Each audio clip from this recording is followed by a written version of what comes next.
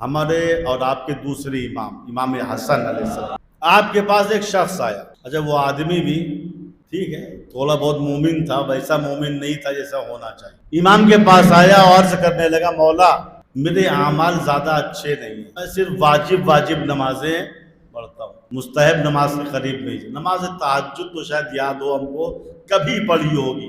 میں صرف ماہ رمضان میں واجب روزے رکھتا ہوں، اور میں مومنوں کو دیکھتا ہوں کہ وہ پورا ماہ رجب پورا ماہ شعبان روزے سے رہتے. مولا کوئی عمل ایسا بتا دیجئے کہ اللہ ہم سے راضی رہے.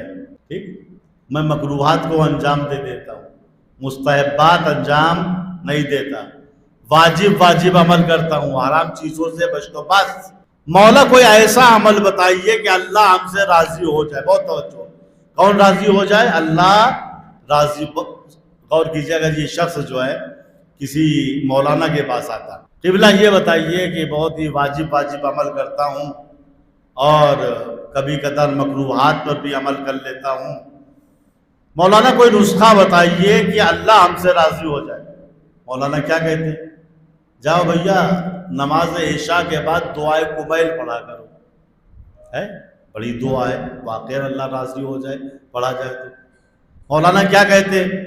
جاؤ بھیا مغرب و عشاء کے بیچ نماز قفیلہ ہے، بہت اہم نماز ہے، وہ مجرب نماز ہے، نہ ہونے والا کام بھی اس نماز کے پڑھنے سے علماء کہتے ہیں ہو جاتا ہے.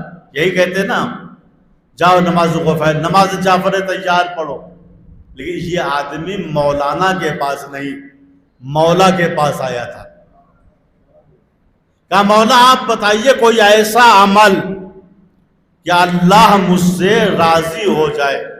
امام حسن نے فرمایا سن، اگر تو چاہتا ہے کہ اللہ تجھ سے راضی ہو جائے تو جو کچھ ادھر سے آ رہا ہے، چاہے وہ نعمت ہو یا مصیبت، جو کچھ ادھر سے آ رہا ہے تو اس پر راضی ہو جا، تو جو کچھ ادھر سے جائے گا اس پر اللہ راضی ہو جائے.